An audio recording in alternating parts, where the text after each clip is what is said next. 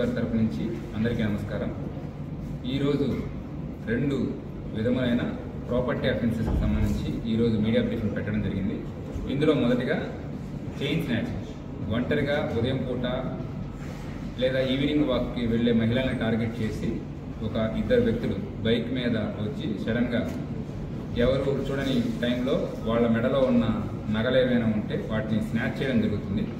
So మన జిల్లాలో recent టైంలో కూడా ఒక 5-6 ప్లేసుల్లో లాస్ట్ 3-4 మంత్స్లో జరగడం జరిగింది. సో వీటన్నిటిలోనూ మనం అన్ని రకాలుగా క్లూస్ సేకరించి వాళ్ళ మూమెంట్స్ కూడా మనం తెలుసుకొని సో గత కొన్ని వారాలుగా మన టీమ్స్ మొత్తం వర్క్ చేస్తున్నాయి. మొదటిగా చిత్తూరు 1 టౌన్లో రీసెంట్గా మనం ఉదయం పూట కూడా గస్తీ పెంచాము, డ్రోన్స్ కూడా వాడుతున్నాము. బట్ ఒంటరిగా వాకింగ్ చేసే వాళ్ళని టార్గెట్ చేసి చిత్తూరు 1 టౌన్లో వెరీ రీసెంట్గా ఒక కేసు జరిగింది. ఈ కేసులో డిఫరెంట్ ప్లేసెస్లో వాళ్ళు ఏ ఒక లొకేషన్లో కాకుండా డిఫరెంట్ ప్లేసెస్లో వాళ్ళు టార్గెట్ చేయడం జరిగింది. 1 టౌన్లోనే కాకుండా మనకి పొంగనూరు పోలీస్ స్టేషన్లోను, వీకోట పోలీస్ స్టేషన్లోను, మదనపల్లి పోలీస్ స్టేషన్లో కూడా వాళ్ళు చైన్ స్నాచింగ్ చేయడం జరిగింది. ఇలానే వాళ్ళు తమిళనాడులో కూడా డిఫరెంట్ లొకేషన్స్లో చేయడం జరిగింది. ఈ అంతర్రాష్ట్ర ముఠాన్ని మనం ఈరోజు పట్టుకోవడం జరిగింది. దానికి సంబంధించిన వివరాల్లోకి వెళ్తే ఇద్దరు వ్యక్తులు, వీళ్ళిద్దరిలో ఫస్ట్ వ్యక్తి పేరు అంసా యూసన్, ఇతను పేర్నాయిపాళ్యము, మెట్టుపాళ్యం సిటీ, తమిళనాడు. రెండో వ్యక్తి పేరు మహమ్మద్ పితా అలియాస్ అంజాద్.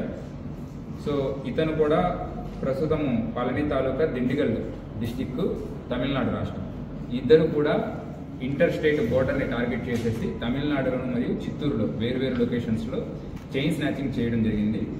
ఈ కేసులో వాళ్ళు మొదటగా చూసేది ఉదయం లేదా సాయంత్రం పూట వాకింగ్కి వచ్చే మహిళలు ఎక్కడెక్కడ ఉన్నారు, వాళ్ళకి సంబంధించిన ఇన్ఫర్మేషన్ కూడా తీసుకొని ఎవరైతే సరే మెడలో నగలు పెట్టుకొని తిరుగుతున్నారో వాళ్ళని పర్టికులర్గా టార్గెట్ చేసి చైన్ స్నాచ్ చేయడం జరిగింది.